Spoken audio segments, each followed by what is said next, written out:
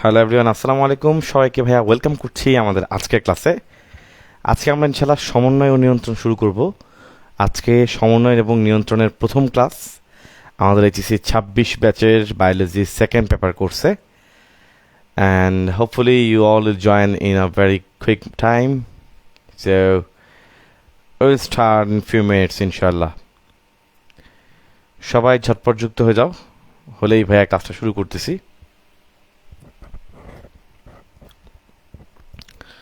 আজ বৃহস্পতিবার থেকে তোমাদের লাইভ ক্লাস শুরু।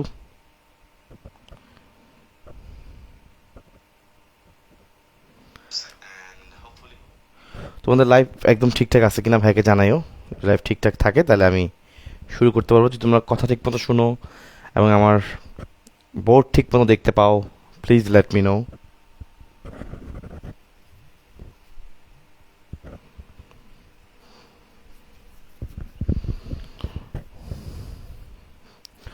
ওয়ালাইকুম আসসালাম। তোমাদের কি অবস্থা সবার? ভালো? ওকে, সো ভাইয়া চলে আসছি তোমাদের সাথে আমাদের আজকে সমন্বয় এবং নিয়ন্ত্রণের প্রথম লেকচারটা নিয়ে। এবং আমি তোমাদেরকে এর আগেও বলেছি, সমন্বয় এবং নিয়ন্ত্রণ হচ্ছে এমন একটা চ্যাপ্টার যেটা এইচএসসি লেভেলের জন্য সবচেয়ে বেশি টাফ টাইপের একটা, সবচেয়ে বেশি বড় টাইপের একটা। কারণ কি? কারণ যেহেতু এর ম্যাক্সিমামই হচ্ছে আমাদের ব্রেন রিলেটেড।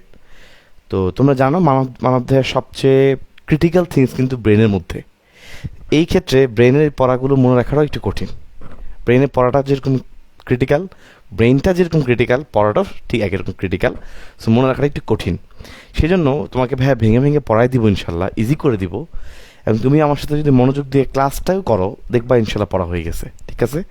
আমি অনেক স্লোলি আগাবো, অনেক আস্তে আস্তে বুঝে বুঝে আগাবো, এবং একটা গল্পের মতো সুন্দর করে আমাদের অধ্যায় শেষ হবে। ঠিক আছে? একটা সুন্দর গল্প যেভাবে শুরু থেকে আস্তে আস্তে একটা স্টোরি বিল্ড আপ হয়, তারপর এক সময় গিয়ে একটা বেশ রোমাঞ্চকর মেইন পয়েন্টে চলে যায়, লাস্টে এসে খুব ভালো একটা এন্ডিং হয়। এরকমভাবে আমরা আস্তে আস্তে গল্পটা শেষ করব। তোমরা সবাই মনোযোগ দাও, তাহলে ইনশাল্লাহ গল্পটা তোমরা ভালো করে শেষ করতে পারবা। সো সমন্বয় নিয়ন্ত্রণ যত কঠিনই হোক, ইনশাল্লাহ সহজ করার দায়িত্ব আমার, এবং ইনশাল্লাহ সহজটা আমি করবো আমাদের এই ক্লাসের মাধ্যমে। ঠিক আছে? সো সবাই রেডি? সবাই রেডি আছেন না? আলহামদুলিল্লাহ। আমি ভাইয়া বাসা থেকে ক্লাস নিচ্ছি। ওকে, ফাইন। সো ভাই শুরু করে দিই। বিসমিল্লাহির রহমানির রহিম। আসসালামু আলাইকুম। তাহলে আজকে আমরা সমন্বয় নিয়ন্ত্রণ, সবাই অধ্যায়টা খুলো। এটা কত নাম্বার অধ্যায়? অধ্যায় 8, জুলজি চ্যাপ্টার 8। তাহলে 8 নম্বর চ্যাপ্টার, জুলজির 8 নম্বর অধ্যায় হচ্ছে সমন্বয় নিয়ন্ত্রণ। এটা তোমরা সবাই খুলছো? বোর্ডে একটু খুলো সবাই।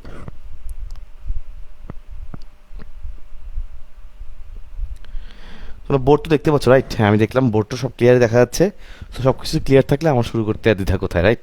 ক্লাস খুব বেশি বড় হবে না, সো তোমরা লাইভে থাকো, লাইভের মধ্যে ক্লাস শেষ করবা। ওকে, চলো ইনশাআল্লাহ শুরু করি। বিসমিল্লাহির রহমানির রহিম। তাহলে আমাদের আজকের অধ্যায় হচ্ছে সমন্বয় এবং নিয়ন্ত্রণ। এটা জুলজির 8 নম্বর চ্যাপ্টার, বাট খুবই ভাইটাল। এটা আগে শর্ট সিলেবাসে ছিল না, তোমাদের থেকে আছে। তো তোমরা যদি এটাতে কোনোভাবেই এটাকে হেলাফেলা করে রেখে দাও, তোমরা শিওর এখান থেকে সিকিউ আটকাবে, শিওর এখান থেকে তুমি এমসিকিউতেও আটকাবে। কারণ এই চ্যাপ্টার থেকে এমনও হয়েছে কোনো বছর এডমিশন টেস্টে, মেডিকেল ভর্তি পরীক্ষা দেখা গেছে প্রায় 7-8টা প্রশ্ন এই এক চ্যাপ্টার থেকেও আসছে। সো এটা খুবই important both for HSC and admission test. Okay, চলে আসি আমরা এই অধ্যায়ের একদম স্টার্টিং। সমন্বয় এবং নিয়ন্ত্রণের শুরুতে একটা শব্দ বলা আছে, দেখো, উদ্দীপনা। তোমরা কি সবাই বই খুলেছো? তোমরা সবাই জুলজির 8 নম্বর অধ্যায়টা খুলবা, 8 নম্বর চ্যাপ্টারটা খুলবা, খুলে তোমরা বইয়ের মধ্যে একটু দাগাবা, মার্কিং করবা। কারণ আমি বলে দিব বইয়ের মধ্যে এটা ইম্পর্টেন্ট। তাহলে তুমি বই থেকে মার্কিং করে তারপর নোট করবা, তাহলে তোমার বইটাও দাগানো হবে, পাশাপাশি তোমার নোটটাও থাকবে, এবং এই নোটটা ফলো করলে মোটামুটি পড়াশোনা হয়ে গেছে। ঠিক আছে?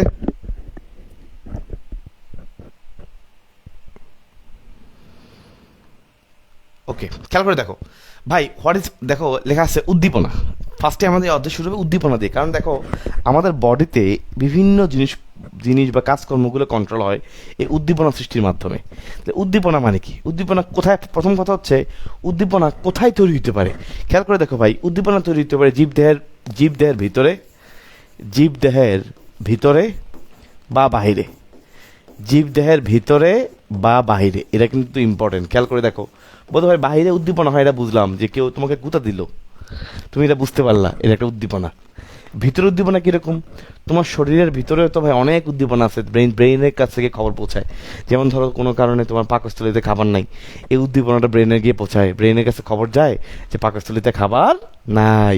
কোনো কারণে পাকস্থলীতে খাবার অনেক বেশি, ব্রেনের কাছে খবর যায় যে পাকস্থলীতে খাবার এখন অনেক বেশি চলে আসছে, ওকে মানা করেন যেন সে আর না খায়, ওর বাকি খাওয়া দাওয়া বন্ধ করেন। নেক্সট, ওর যে খাবারগুলো অলরেডি অনেক চলে আসছে এর জন্য বেশি বেশি করে এনজাইম আমার জন্য ব্যবস্থা করে দেন। সো ওভাবে ব্রেন থেকে আবার নার্ভের মাধ্যমে আরেকটা সিগন্যাল আসে, সেই নার্ভ তোমাকে কন্ট্রোল করে, তুমি খাওয়া দাওয়া বন্ধ করে দাও। আরেকটা নার্ভের মাধ্যমে সিগন্যাল আসে, বেশি বেশি করে এনজাইম বের করে দাও, কারণ যাতে করে ওই বেশি এনজাইম মিলে বেশি খাবারকে পরিপাক করতে পারে। ক্লিয়ার?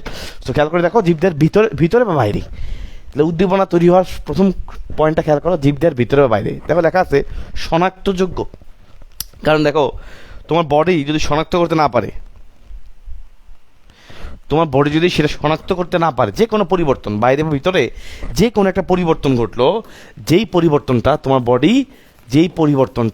তোমার বডি তোমার দেহ শনাক্ত করতে পারে এবং সেই শনাক্ত করে এর পরবর্তীতে একটা সাড়া দান করে, এটাকে বলা হয় উদ্দীপনা। তাহলে জীবদের ভিতরে বা বাইরে ঘটা যে কোনো পরিবর্তন, সেটা যে পরিবর্তনই হোক, বললাম না যে হুট করে পাকস্থলী খালি হয়ে গেছে, একদম খালি, এটা একটা বিশাল পরিবর্তন। আবার ধরো হুট করে পাকস্থলীতে খাবার বেশি, এটা একটা পরিবর্তন। হুট করে একটা রক্তচাপ বেড়ে গেছে, রক্তচাপ বেড়ে যাওয়া, এটা একটা পরিবর্তন। রক্তচাপ কমে যাওয়া, এটা একটা পরিবর্তন। বাইরে থেকে তোমাকে মশা কামড় দিল, এটাও একটা পরিবর্তন। সো নর্মাল বডি স্ট্রাকচারের যে কোনো পরিবর্তন হতে পারে বাহিরে, হতে পারে ভিতরে। এইটার সাপেক্ষে যদি এটাকে শনাক্ত করা যায় এবং এর বিপরীতে আমাদের বডি বা আমাদের দেহ কোনো একটা সাড়াদান করতে পারে, সাড়াদানের উপযোগী, তাকে আমরা বলবো উদ্দীপনা। ক্লিয়ার? সো এই উদ্দীপনাটা আমাদের এই অধ্যায়ের জন্য ইম্পর্টেন্ট, কারণ আমাদের ব্রেইন বা আমাদের নার্ভাস সিস্টেম মূলত কাজ করে এই উদ্দীপনা পরিবহনের মাধ্যমে। চলো আমরা দেখি, আগাই। তো প্রথমে আমাদের বইয়ে স্নায়ুতন্ত্রের কাজ দেওয়া আছে। স্নায়ুতন্ত্র মানে সব কিছু, একদম সব। স্নায়ুতন্ত্র বলতে কী বোঝায়? সব বোঝায়। আমাদের মস্তিষ্ক, আমাদের স্পাইনাল কর্ড, আমাদের ডানে বামে হাতে পায়ে সব জায়গায় যত স্নায়ু ছড়ানো আছে সবাইকে একসাথে বলা হয় স্নায়ুতন্ত্র। তাহলে আমাদের মস্তিষ্কে, আমাদের হাতে পায়ে, আমাদের সুষুম্না কাণ্ডে, আমাদের প্রত্যেকটা জায়গায়, ইচ অ্যান্ড এভরিওয়্যার,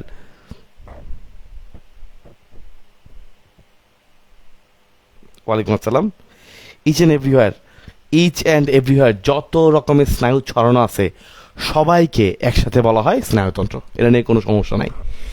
এখন এই স্নায়ুতন্ত্রের কাজ যদি পরীক্ষা আসে, তুমি চিন্তা করে দেখো, আমরা লাইনগুলো একটু রিডিং দিব, খেয়াল করে দেখো। লেখা আছে উদ্দীপনায় সাড়া প্রদান। আমরা একটু আগে পড়ে আসছি, আমাদের দেহের কাজই হচ্ছে উদ্দীপনায় সাড়া প্রদান করা। তো দেহের এই কাজটা করবে কে? স্নায়ুতন্ত্র, রাইট? ধরো তোমার হুট করেই রক্তচাপ কমে গেল, এটা একটা উদ্দীপনা। এই উদ্দীপনাটা চলে গেছে ব্রেইনে, খবর চলে গেছে এই যে ওর তো রক্তচাপ কমে গেছে। তাহলে ব্রেন কী করবে? এখন সাড়া প্রদান করবে, এমন কিছু পদার্থ নিঃসরণ করবে যার মাধ্যমে এমনভাবে স্নায়ুকে নির্দেশ দিবে যেন রক্তচাপ বেড়ে যায়। কীভাবে? ধরো হার্টের মধ্যে সিগন্যাল পাঠাবে, হার্ট তুমি বেশি বেশি করে চাপ দাও, তখন হার্ট বেশি বেশি করে চাপ দিবে যেন বেশি বেশি ব্লাড বের হয়, বেশি বেশি রক্তের চাপ আস্তে আস্তে আগের চেয়ে বাড়ে, যেহেতু কমে গেছে বাড়াইতে হবে। আচ্ছা, নেক্সট, কাজের মধ্যে সমন্বয় সাধন। আমরা সবাই জানি আমাদের ব্রেন আছে বলে আল্লাহর মধ্যে কাজের মধ্যে ব্যালেন্স আছে। যাদের ব্রেনের কোনো একটা টিস্যুতে ড্যামেজ হয় সে কিন্তু সমন্বয় হারায় ফেলে। যেমন একটা রোগ আছে পার্কিনসন ডিজিজ, ওটার মধ্যে ব্রেনের পরাবঞ্চল একটা জায়গা আছে, সাবস্টেন্সিয়া নাইগ্রা বলে, হ্যাঁ, ওইটার মধ্যে কিছু ডোপামিন নষ্ট হয়ে যায়। ডোপামিন নষ্ট হয়ে যাওয়ার কারণে তখন তার বডির অনেক কিছু ব্যালেন্স থাকে না। সে পায়ের মধ্যে, তুমি যেরকম নর্মালি পা দিয়ে হাঁটতে পারো, সোজা এক পা ডান পা বাম পা দাও, সে দিতে পারে না, তার পাটা উল্টে যায়, মানে তার কাছে মনে হয় সোজা দিছে কিন্তু সোজা না, পাটা এরকম উল্টা দেয়, বাঁকা দেয়, কারণ তোমার ব্রেইনের মাধ্যমেই কিন্তু তুমি কন্ট্রোল। তো যদি তোমার ব্রেইনে কোনো একটা জায়গায় সমস্যা হয় সেখানে তোমার অবশ্যই সমন্বয় থাকবে না। খুবই সিম্পল। সাপোজ তোমার একদম পিছনে খুব জোরে বাড়ি দিচ্ছে কেউ, মাথা একদম পিছন বরাবর, তো ওই বরাবর আমাদের দৃষ্টিশক্তি, চোখের কেন্দ্র আছে, তো এই বরাবর যদি খুব জোরে আঘাত পড়ে, আঘাতের কারণে যদি ওই কেন্দ্রটাতে গিয়ে সমস্যা হয়, তখন দেখবে তুমি নর্মাল, চোখ ভালো, সব কিছুই ভালো, কিন্তু তুমি বস্তুটা ঠিকমতো দেখতে পারতেছো না। ওই যে বস্তুটা তুমি দেখছো এটা ঠিকমতো ব্রেনের মধ্যে প্রসেসিং হচ্ছে না। এই যে আমরা কোনো কিছু দেখি, এইটা আমাদের ব্রেনের মধ্যে গিয়ে প্রসেসিং হয়। এবং তোমাদেরকে আরেকটা জিনিস মজার বিষয় বলে রাখি, ধরো তুমি একটা জিনিস দেখতেছো, তুমি জানো তুমি যে জিনিসটা দেখো এটা তুমি সবসময় উল্টা দেখো, এটা ব্রেনে গিয়ে সোজা হয়, তারপর তুমি এটাকে ভিজুয়ালাইজ করতে পারো। সো এখন যদি কারো ব্রেনের ওখানেই সমস্যা হয়, তার মানে সে বস্তুটাকে উল্টা দেখবে, এবং দেখবে না বললেই চলে, উল্টাপাল্টা দেখবে যতই চোখ ভালো থাকুক। কারণ আমাদের সব কিছু প্রসেসিং করার কাজই করা হচ্ছে স্নায়ুতন্ত্র, আলটিমেটলি আমাদের ব্রেইন। সো সমন্বয় সাধন করা ইম্পর্টেন্ট। নেক্সট হচ্ছে দেহের সাম্যাবস্থা বজায় রাখা। ভাই দেখো, এই যে আমি দেহের মধ্যে যে পুরো ব্যালেন্স, দেহের সব কিছু ব্যালেন্স পুরোটাই কন্ট্রোল করে ব্রেন। অ্যান্ড এই ব্রেনের পাশাপাশি স্পাইনাল কর্ড বা স্নায়ু সবাই মিলেই কিন্তু দেহের এই ব্যালেন্সটা, হোমিওস্টেসিসটা বজায় রাখে, তাই না? রক্তচাপ বেড়ে গেছে, কমানোর ব্যবস্থা করে। শরীরের যে কোনো যকৃতের একটা কাজ কন্ট্রোল করতে হবে, এটা করে। কোনো একটা হরমোন নিঃসরণ করতে হবে, ওখানে কাজ করে। সো দেখা গেছে স্নায়ুগুলোর ভূমিকা অনেক বেশি ভাই, পুরো বডিকে ব্যালেন্স করে, খুবই সিম্পল। নেক্সট, সংবেদী অঙ্গসমূহ কার্যকর করা। এটা খুবই ভালো একটা পয়েন্ট। সংবেদী অঙ্গ মানে কি? সংবেদী অঙ্গ মানে হচ্ছে যেই অঙ্গটা উদ্দীপনা গ্রহণ করে। যেমন ধরো ভাইয়া, আমাদের হাত, স্কিন, ত্বক। আমাদের ত্বকের উপর যদি মশা কামড় দেয়, তাহলে মশা যে কামড় দিল, এই ত্বকটা সেই কামড়ের উদ্দীপনাটা আমরা কিন্তু ঘুমের মধ্যে থাকলেও বুঝতে পারি যে বা আমাতে মশা কামড় দিছে, তাই না? ধরো তুমি চোখ বন্ধ করে বসে আসো, মশা এসে তোমার ডান পায়ে কামড় দিছে, তুমি কি মনে করবা? অবশ্যই তুমি বুঝে যাবা ডান পায়ে মশা আছে। তুমি কখনো এমন হবে মশা তোমার ডান পায়ে কামড় দিছে আর তুমি তোমার নিজের গালে একটা থাপ্পড় মারছো, এই ভাবছো মশাই দিকে? না, এটা হবে না। তুমি কিন্তু ফিল করতে পারো, কারণ তোমার এই স্কিন এক ধরনের সংবেদী অঙ্গ। এখানে অনেক সংবেদী স্নায়ু আছে, সংবেদী, যে উদ্দীপনাটাকে গ্রহণ করতে পারে, ঠিক আছে? তাহলে এখানে স্নায়ুগুলো উদ্দীপনা গ্রহণ করে, এই জন্য ত্বক একটা সংবেদী অঙ্গ। এই সংবেদী অঙ্গ হওয়ার কারণে তুমি বুঝতে পারো, তোমার ব্রেনে সিগন্যাল চলে যায় যে এই জায়গাতে সমস্যা আছে। এটাকে আরেকটা ভাষায় বলে প্রোপ্রিওসেপশন, ঠিক আছে? বুঝতে পারো, ফিল করতে পারো, একদম না দেখেও বুঝতে পারো যে এখানে এটা আছে। মশা ডান পায়ে কামড় দিলে তুমি অটোমেটিক্যালি হাত কিন্তু ডান পায়ে দাও। তুমি কিন্তু এমন হয় না মশা ডান পায়ে কামড় দিছে আর তুমি মুখে থাপ্পড় মারছো, হবে না। কেন হবে না? কারণ you can feel it. Why is the lesson or any other things. তথ্য সংরক্ষণ আমরা সবাই জানি ভাই, যে আমাদের ব্রেনের মধ্যে পুরো তথ্যগুলো রিজার্ভ থাকে। আজ থেকে 5 বছর আগের কোনো একটা মজার ঘটনা তোমার মনে আছে, হয়তো পড়াশোনা ভুলে গেছো, কারণ পড়াশোনাটা মজা করে পড়ো নাই। কিন্তু আজ থেকে 5 বছর আগে ধর চিন্তা করে দেখো, কোনো একটা মজার ঘটনা অথবা কোনো একটা দুঃখের ঘটনা যেটা তোমার মনে দাগ কেটেছিল, এটা তোমার আজও মনে আছে। এমনকি তোমার 5 বছর বয়সে বা 10 বছর বয়সে যে স্কুলে যাওয়ার ঘটনা, ওখান থেকেও 2-1টা ঘটনা মনে আছে, কিন্তু কালকে রাতে যা পড়ছো তার অনেক কিছু মনে নেই, ঠিক আছে? যাই হোক, তো আমি তোমাদের ইনশাল্লাহ পড়াবো। এই তথ্যগুলো আসলে আমাদের ব্রেনের মধ্যে সংগ্রহ হয় বা সংরক্ষিত হওয়ার কিছু সিস্টেম আছে। একটা হচ্ছে যখন আমরা কোনো জিনিসটাকে একদম ফিল করি, মজা করি, কোনো জিনিসটাকে মুখস্থ করার অর্থে না পড়ি, ওটা বেশি মনে থাকে, বুঝছো? কোনো একটা বিশেষ ঘটনা আমার মনের মধ্যে দাগ কাটছে মনে করো, ওটা বেশি মনে থাকবে। যে জিনিসটাকে তুমি মুখস্থ করার জন্য পড়বা, ওটা তোমাকে বারবার পড়ার পর মুখস্থ হবে, এটা একবার হয় না, ক্লিয়ার? আবার মনে রাখবা, এই যে আমরা তথ্যগুলো আমাদের ব্রেনের মধ্যে থাকে, এত তথ্যগুলা ব্রেনের মধ্যে রিজার্ভ থাকে, এটা আসলে কীভাবে? আমাদের ব্রেনের গঠন ও কাজের এককে বলা হয় নিউরন। এই নিউরনগুলা একটার সাথে একটা এরকম কানেকশন থাকে, কানেক্টেড। এই একটা কানেকশন মানে ধরে নাও একটা তথ্য, ক্লিয়ার? সো যত বেশি কানেকশন থাকবে তত বেশি তথ্য মনে থাকবে, কানেকশন যত কম হবে তথ্যগুলো তত বেশি ভুলে যাবা। ওকে, সো ব্রেনকে এই জন্য রেস্ট দিতে হবে। কোনো কিছু পড়ার জন্য বা কোনো কিছু করার জন্য তুমি বেশি দিন ধরে কোনো কিছু পড়া মনে রাখতে চাও, অবশ্যই তোমার ব্রেনকে রেস্ট দিতে হবে। অ্যান্ড তুমি যদি 24 ঘন্টা ধরে তোমার এই ব্রেনটাকে ইউজ করো, তুমি ঘুমের মধ্যেও তুমি উল্টাপাল্টা বকতেছো মনে করো, বা তুমি 2 ঘন্টা ঘুমিয়ে উল্টাপাল্টা ঘুমাও, কোনো ঘুমের টাইম টেবিল নেই, তোমার একটু ঘুম একটু পড়াশোনা উল্টাপাল্টা পানি, তুমি খুব বেশি ডেসপারেট পড়াশোনা করার জন্য করতে গিয়ে তবে কিছুই হচ্ছে না। কারণ কি? কারণ ব্রেনকে তোমার রেস্ট দিতে হবে। ব্রেন টাইম পাবে, ওকে, সিনাপস যেগুলো হয়েছে এগুলো একটু স্টেবল হওয়ার সময় দিতে হবে। এরপর আবার তুমি কিছুক্ষণ রেস্ট দেওয়ার পরে ব্রেনের মধ্যে পড়বা ফ্রেশ মাইন্ডে। বলে ফ্রেশ মাইন্ডে পড়া, ঘুম থেকে উঠলে ফ্রেশ মাইন্ডে পড়তে বলে। কেন ফ্রেশ মাইন্ডে পড়াটা সম্পর্ক হইলো, যখন তুমি ফ্রেশ মাইন্ডে পড়বা তখন তোমার সিনাপসগুলো শুধুমাত্র ওই পড়াশোনা নিয়ে কাজ করবে, অন্য বিষয় নিয়ে কাজ করে না। আর যখন আমরা অনেকগুলো ব্যস্ততার মধ্যে থাকি, তখন আমাদের মাথার মধ্যে অনেক কিছু ঘুরে, তো তখন ব্রেনের আসলে অবস্থা খারাপ হয়ে যায়, সে কোনটা না কোনটাকে রিসিভ করবে। তখন এই জন্য পড়াটা সহজে মনে থাকে না। আর ফ্রেশ মাইন্ডে পড়লে তখন শুধুমাত্র পড়াশোনাটায় ফোকাস থাকে, ব্রেনে বাকি সব কিছু চলে যায়। এখন যেমন আমি যেমন একটু ঘুম থেকে উঠছি, আমার এখন কিছু টেনশন আছে অবশ্যই, বাট আমি চিন্তা করতেছি পড়ানোর বিষয়ে। সো আমার এই জিনিসটাই মাথায় আছে এখন, ঠিক আছে? তুমি যদি ইনশাল্লাহ এভাবে তোমার পড়াশোনাটাকে গুছাইতে পারো, দেখবে বেশি দিন মনে থাকবে আর কি। চলে আসছি বিভিন্ন কাজের সঙ্গে সম্পর্কিত হওয়া, এটা বলা কিছু নেই, মোটামুটি ডান। নেক্সট, আমরা স্নায়ুতন্ত্রের গঠন বলবো, খুবই ইম্পর্টেন্ট ভাই। এই স্নায়ুতন্ত্রের মনে রাখবা গঠন ও কাজের এককে বলা হয় নিউরন। স্নায়ুতন্ত্রের গঠন ও কাজের এককে বলা হয় নিউরন। খুবই ইম্পর্টেন্ট, আমরা নিউরন পড়বো, খুবই ভালো করে পড়বো। স্নায়ুতন্ত্রের গঠন ও কাজের এককে বলা হয় নিউরন। তাহলে নিউরন কি? নিউরন হচ্ছে স্নায়ুতন্ত্রের গঠন ও কাজের একক। নিউরন কি? স্নায়ুতন্ত্রের গঠন ও কাজের একক। আমি বলতে পারো ভাই অনেক জায়গায়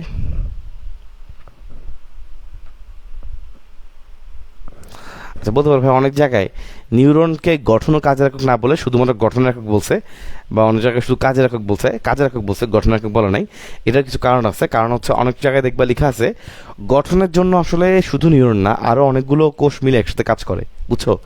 এই জন্য গঠন একক বলে নাই। ক্লিয়ার? এই জন্য অনেক জায়গায় শুধুমাত্র কাজের একক বলছে, কিন্তু গঠন করার জন্য আসলে নিউরনের পাশাপাশি আরও 3 ধরনের কোষ আছে, আমরা পড়বো আজকে। একটা হচ্ছে অ্যাস্ট্রোসাইট, একটা অলিগোডেন্ড্রোসাইট, আর একটা হচ্ছে মাইক্রোগ্লিয়া। এই 3 ধরনের কোষও আছে যারা মিলে গঠন করে। সো এই জন্য অনেক জায়গায় গঠনের একক নিউরন বলে নাই, কিন্তু কোনো সমস্যা নেই। পরীক্ষা যদি আসে তুমি সরাসরি লিখতে পারবা স্নায়ুতন্ত্রের গঠন ও কাজের একক নিউরন। এখন তোমাদের বইয়ে খেয়াল করো, তোমাদের বইয়ের মধ্যে ইন ইউর বুক তোমরা নিউরনের খুব বেশি কিছু তোমাদের বইয়ে সংখ্যানঙ্কা ব্রেনের মধ্যে আছে। আমরা এখন খেয়াল করব নিউরনটাকে অ্যাকচুয়ালি প্রথমত 2টা অংশে ভাগ করা যায়। কয়টা অংশে ভাগ করা যায়? 2টা অংশে। তাহলে আমরা সরাসরি বললাম নিউরনকে আমরা মূলত কয়টা ভাগে ভাগ করতে পারি? উত্তর হচ্ছে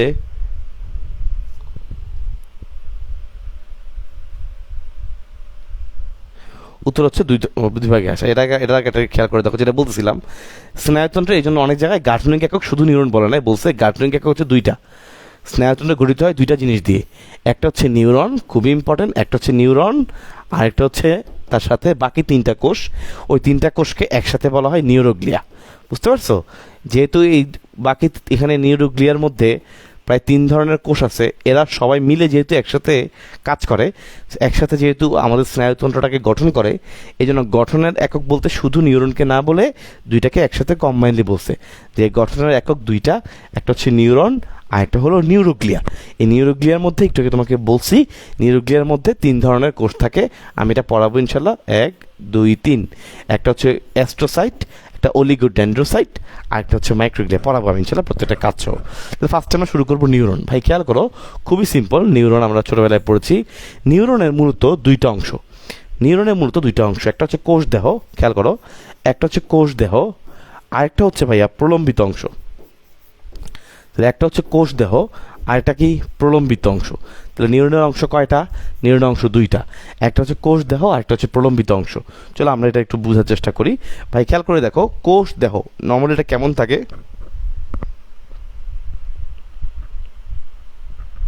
আচ্ছা খেয়াল করে দেখো, কোষ দেহ নর্মালি কেমন থাকে? এই যে নর্মালি এরকম একটা কোষ দেহ থাকে। এই যে গোলাটা দিছি ভাই, এটার মধ্যে হচ্ছে কোষ দেহ। এই কোষ দেহটার এই যেখানে ধর একটা নিউক্লিয়াস দিলাম, যে কোনো একটা কোষ হইতে গেলে অবশ্যই নিউক্লিয়াস থাকবে, তাই না?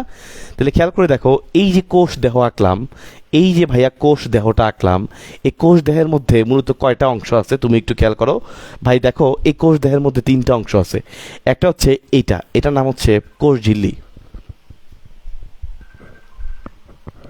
খেয়াল করে দেখো, এটার নাম হচ্ছে কোষ ঝিল্লি, এটা হচ্ছে প্লাজমা মেমব্রেন বা কোষ ঝিল্লি। তাহলে 3টা অংশ আছে, একটা হচ্ছে কোষ ঝিল্লি বা প্লাজমা মেমব্রেন, এটা হচ্ছে নিউক্লিয়াস। অবশ্যই নিউক্লিয়াস থাকবে, যে কোনো একটা কোষ হতে গেলে অবশ্যই নিউক্লিয়াস থাকবে। তাহলে এই হচ্ছে নিউক্লিয়াস, আর এখানে ভিতরে এটা হচ্ছে সাইটোপ্লাজম। তোমরা জানো কোষের মধ্যে থাকে সাইটোপ্লাজম। সো এই 3টা পার্ট নিয়ে মূলত কোষ দেহ গঠিত। ঠিক আছে? একটা হচ্ছে কোষ ঝিল্লি, বাইরে নিউক্লিয়াস আছে, আর একটা হচ্ছে সাইটোপ্লাজম। এই 3টা জিনিস নিয়ে হচ্ছে মূলত কোষ দেহ। বুঝা গেছে?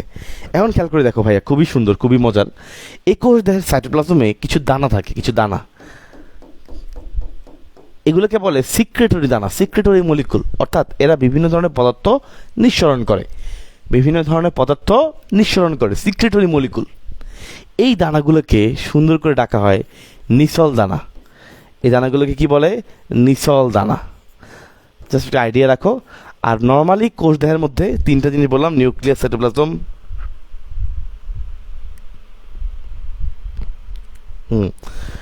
এবং মুক্ত কোষ ঝিল্লি, নিউক্লিয়াস, সাইটোপ্লাজম থাকে। সাইটোপ্লাজমের মধ্যে কি বললাম? নিসল দানা। এখন বলতে পারবো ভাই নিসল দানা আসলে কি? নিসল দানা আসলে কিভাবে তৈরি হয়? খেয়াল করে দেখো, এই কোষ দেহের মধ্যে নর্মালি আমরা জানি ওই যে এন্ডোপ্লাজমিক রেটিকুলামের কথা পড়ছিলা তোমরা, একটা আছে অমসৃণ এন্ডোপ্লাজমিক রেটিকুলাম। এই অমসৃণ এন্ডোপ্লাজমিক রেটিকুলামের সাথে মুক্ত রাইবোজোম। মুক্ত রাইবোজোম, রাইবোজোম তো লাগবেই, রাইবোজোমই তো প্রোটিন তৈরি করে। তাহলে অমসৃণ এন্ডোপ্লাজমিক রেটিকুলামের সাথে এবং মুক্ত রাইবোজোম এরা মিলে তৈরি করে নিসল দানা। সো নিসল দানাটা কীভাবে তৈরি হয়? এগুলো মূলত সিক্রেটরি পদার্থ, সিক্রেটরি কিছু গ্র্যানিউলস বা দানা, নিসল দানা। এরা কীভাবে তৈরি হয়? অমসৃণ এন্ডোপ্লাজমিক রেটিকুলামের সাথে মুক্ত রাইবোজোম। কীভাবে তৈরি হয় বললাম? অমসৃণ এন্ডোপ্লাজমিক রেটিকুলামের সাথে মুক্ত রাইবোজোম। স্লাইড বেশি যায় নাই, স্লাইড বেশি যায় নাই, আমরা 2 নম্বর স্লাইডে আছি। ওকে, তাহলে কি বললাম? অমসৃণ এন্ডোপ্লাজমিক রেটিকুলামের সাথে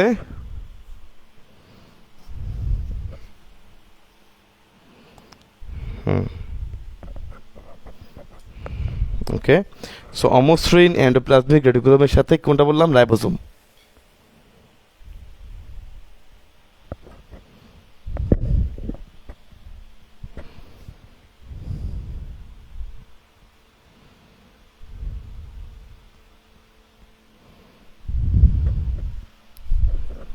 ওকে ইনশাল্লাহ ঠিক আছে।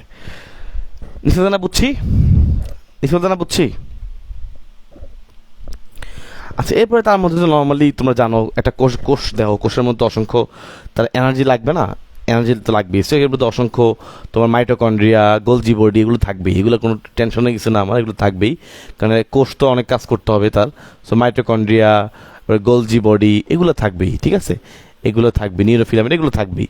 তাহলে এই হচ্ছে তার কোষ দেহের মেইন পার্ট। আমরা কোষ দেহ বুঝতে পারছি কিনা সবাই বলি, আমি একটু খেয়াল করে বলে দিই।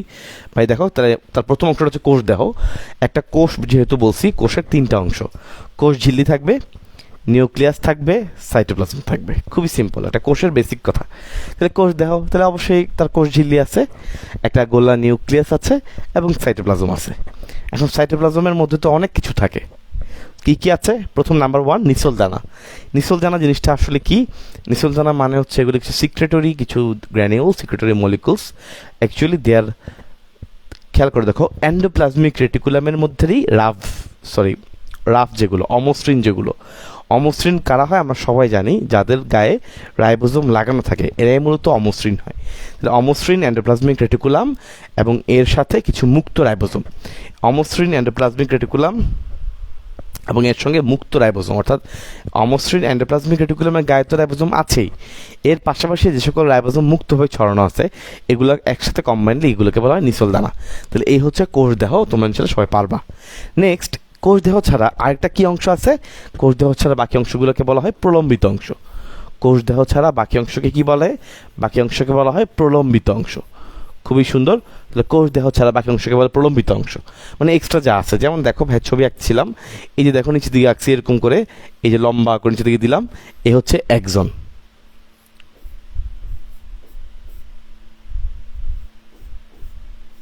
এই যে লম্বা করে নামাইলাম, এটা হচ্ছে একজন। কি এটা? একজন। যে লম্বা করে নিচের দিকে নামাইছি, এটা হচ্ছে একজন। একজন, সবাই বোঝার চেষ্টা করো, একবার বুঝলে ইনশাল্লাহ এটা খুব ইজি যাবে। আর সাইডের দিকে যেগুলো বের হয়ে থাকে, যে এখান থেকে বেরিয়েছে না, এগুলোকে বলে ড্যান্ড্রন। হরিণের শিঙের মতো।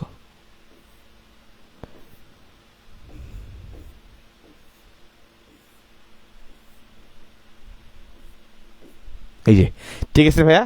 তাহলে লম্বা যেটা আঁকছে নিচের দিকে নামছে, এই নিচল দানা থেকে সৃষ্ট, এটাকে বলে একজন। আর সাইডের দিকে, কোষ দেয় সাইডের দিকে যেগুলো ছড়াই গেছে এগুলোকে বলা হয় ড্যান্ড্রন বা ড্যান্ড্রাইট। ড্যান্ড্রন, এগুলো শাখা প্রশাখাকে বলে ড্যান্ড্রাইট। হ্যাঁ, এক বচন বহু বচনের কাহিনী, এগুলো কোনো ঝামেলা নাই।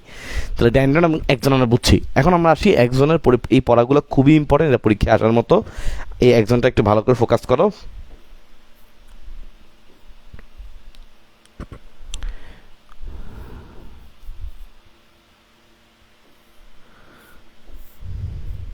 আচ্ছা, সবাই ভালো করে ফোকাস করো, খেয়াল করে দেখো ভাইয়া।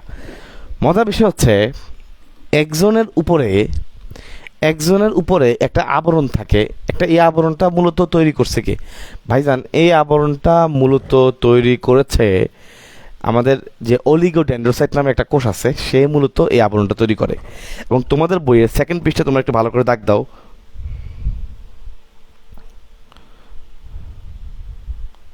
হ্যাঁ, খেয়াল করে দেখো, অলিগোডেন্ড্রোসাইট নামক কোষটা একটা আবরণ তৈরি করে। এই আবরণটা মূলত প্রোটিন এবং লিপিডের সমন্বয়ে তৈরি। খেয়াল করে দেখো এই আবরণটা কিসের সমন্বয়ে তৈরি? এই আবরণটা মূলত প্রোটিন এবং লিপিডের সমন্বয়ে তৈরি। খেয়াল করে দাগ দিলাম, দেখো এই যে আবরণ তৈরি হলো, এই যে একটা আবরণ, এই আবরণটা মূলত প্রোটিন এবং লিপিডের সমন্বয়ে তৈরি। খেয়াল করে দেখছো? তাহলে এই আবরণটা কিসের সমন্বয়ে তৈরি? প্রোটিন এবং লিপিডের সমন্বয়ে তৈরি।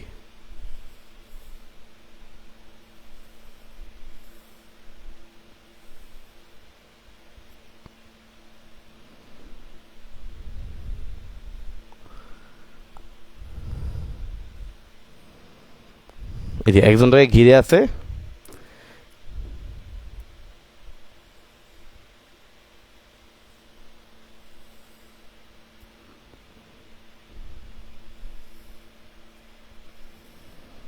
যে দেখো একজনটাকে ঘিরে আছে একটা আবরণ, এবং এই আবরণটা মূলত কিসের সমন্বয়ে তৈরি হয়? এই আবরণটা মূলত প্রোটিন এবং লিপিডের সমন্বয়ে তৈরি। দেখো ভাই সুন্দর করে আঁকতেছি, সময় নিয়ে আঁকতেছি, এত ডং করে আঁকা লাগে না, তাও সময় নিয়ে আঁকতেছি ইচ্ছা করে, যেন তুমি এটা বুঝতে পারো। এই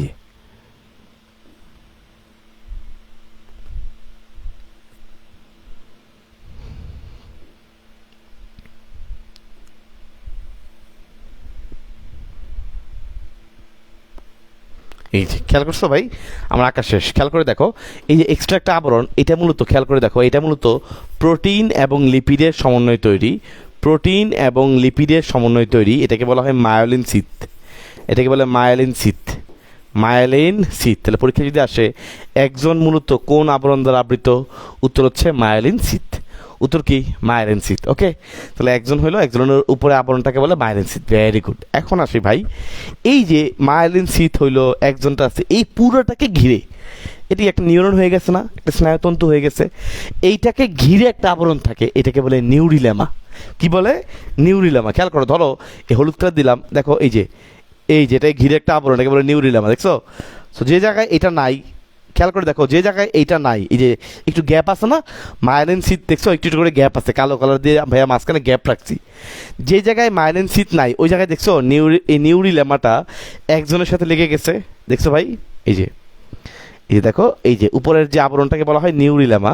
এবং তুমি খেয়াল করছো যে জায়গাতে মায়োলিন সিথ নাই ওই জায়গায় নিউরিলেমাটা একজনের সাথে লেগে গেছে, রাইট?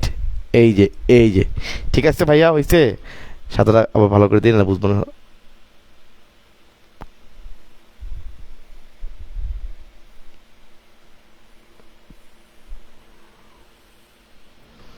ওকে, তাহলে খেয়াল করছো ভাইয়া? তাহলে কি বললাম? ফার্স্টে একজনের উপরে যে আবরণ তাকে কি বলে? Myelin sheath. Myelin sheath, very good. হ্যাঁ, myelin sheath, very good. Next, এর উপরে যে আবরণ তাকে বলা হয় নিউরিলেমা। কি বলে? নিউরিলেমা, ভেরি গুড। এবং তুমি খেয়াল করছো ভাইয়া, যেই জায়গাতে মায়োলিন সিথ নাই, যেমন ধরো এই পয়েন্টটাতে মায়োলিন সিথ নাই, এই পয়েন্টটাতে মায়োলিন সিথ নাই, ওই জায়গায় দেখো নিউরিলেমাটা ঠিকই একজনের সাথে ডিরেক্টলি লেগে গেছে। কারণ যেহেতু মায়োলিন সিথ নাই, নিউরিলেমাটা এসে এদিক দিয়ে এসে ঠিক একজনের সাথে ডিরেক্টলি প্রত্যক্ষ সংস্পর্শ করছে, রাইট? সো যে জায়গায় মায়োলিন সিথ থাকে না ওই জায়গায় নিউরিলেমা একজনের সাথে প্রত্যক্ষ সংস্পর্শ হয়, এবং ওই জায়গাটাকে বলা হয় রেনভিয়ারের পর্ব। রেনভিয়ারের খালি জায়গা বা রেনভিয়ারের পর্ব। বুঝতে পারছো ভাইয়া? এই যে নিউরিলেমা, মাঝখানে কি বলে? রেনভিয়ারের পর্ব। সবাই বুঝছেন কিনা ভাইকে বলেন? এই জায়গাটা সবাই বুঝছো কিনা সবাই ভাইকে বলো, খুবই ইম্পর্টেন্ট, খুবই ইম্পর্টেন্ট। পারবা ইনশাল্লাহ? ওকে ওকে, ফাইন, ঠিক আছে ইনশাল্লাহ, পারলে খুবই ভালো। নেক্সট চলে আসে ভাই, দেখো দেখো এখানে একটু ছবিটা শেষ করি, এখানে একটু মোটা করে দাও।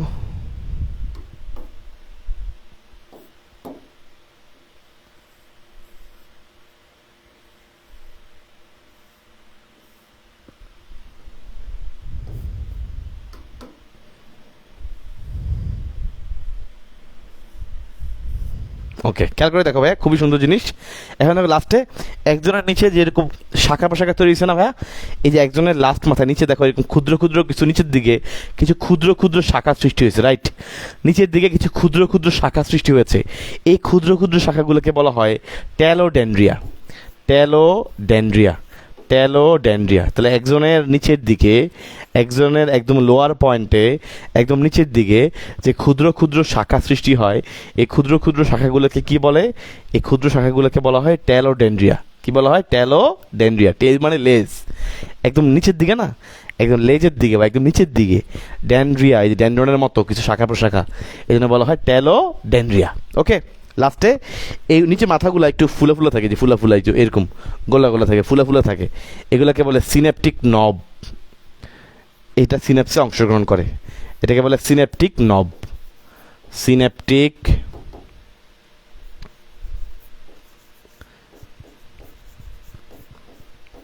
সিনেপটিক নব, ঠিক আছে?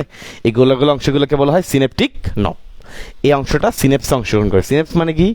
একটা নিউরনের সাথে আরেকটা নিউরনের যে কানেকশন, ওটাকে বলে সিনেপস। একটা নিউরনের সাথে আরেকটা নিউরনের যে কানেকশন, ওই কানেকশনটাকে বলা হয় সিনেপস। তাহলে এটা হচ্ছে সিনেপটিক নব। বুঝা গেছে? ইনশাল্লাহ পারবা। তাহলে এই হচ্ছে আমাদের একটা নিউরন। এই নিউরনের অংশ তোমরা সবাই বুঝছো কিনা বলো, সবাই ক্লিয়ার কিনা ভাইয়াকে জানাও।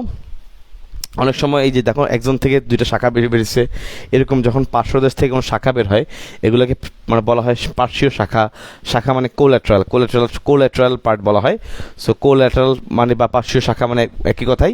তাহলে একজনের যদি এমন হয় পার্শ্বীয় দেশ থেকে দুইটা শাখা বেরিয়েছে, এদেরকে বলে কোল্যাটারাল নার্ভ বা কোল্যাটারাল স্নায়ু বা কোল্যাটারাল শাখা। ঠিক আছে, এর তেমন কিছু নাই।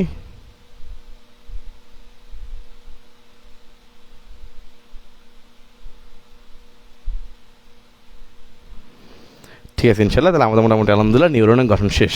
তাহলে ভাইয়া বলো নিউরনের গঠনটা সবাই বুঝছো কিনা? আমি এই জায়গাটা আবার বলে দিই। তাহলে একজনের উপরে যে আবরণ থাকে, এটা কোনটা? Myelin sheath. এটা তৈরি করে কে একটু বলে দিই। এটা মূলত তৈরি করে, এটা প্রোডাকশনে কাজ করে কে? এটা প্রোডাকশন করে, এটা তৈরি করে, এটা তৈরি করার কাজটা করে অলিগোডেন্ড্রোসাইট। লিখে রাখো, এমসিকিউতে পরে কাজে লাগবে, যদিও পরে আছে। অলিগোডেন্ড্রোসাইট এই কোষটা মূলত এই মাইলিন সিথটাকে তৈরি করে। বুঝছো? এই মায়োলিন সিথ তৈরি করে কে? উত্তর হচ্ছে অলিগোডেন্ড্রোসাইট। তাহলে মায়োলিন সিথ তৈরি করার দায়িত্ব কার? উত্তর হচ্ছে অলিগোডেন্ড্রোসাইট। নেক্সট হচ্ছে দেখো, এরপর এই পুরোটাকে ঘিরে থাকে একটা আবরণ, নাম হলো নিউরিলেমা। এই নিউরিলেমা তৈরি করে কে? এটা জানতে হবে না? তাহলে নিউরিলেমা তৈরি করে কে? নিউরিলেমা তৈরি করে কে? নিউরিলেমা তৈরি করার কাজটা করে সোয়ান কোষ। তাহলে নিউরিলেমা তৈরি করার কাজটা কে করে? নিউরিলেমা তৈরি করার কাজটা করে সোয়ান কোষ। সোয়ান কোষ।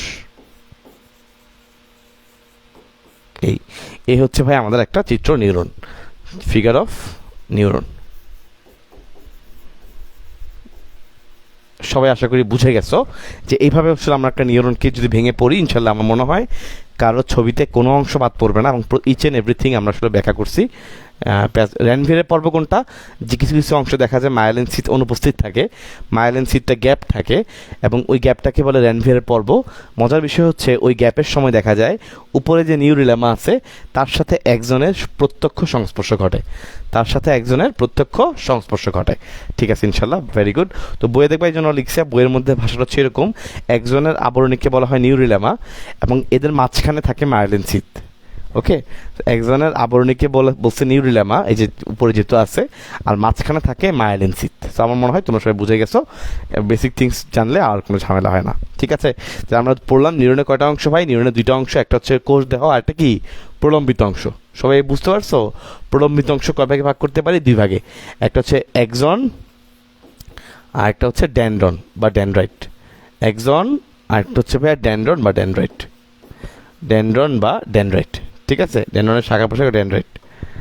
আচ্ছা, নেক্সট হচ্ছে খেয়াল করে দেখো, আমরা পড়াইছি কোষ দেহ। ভাইয়া বলো তো, কোষ দেহের মধ্যে তিনটা উপাদান ছিল, রাইট?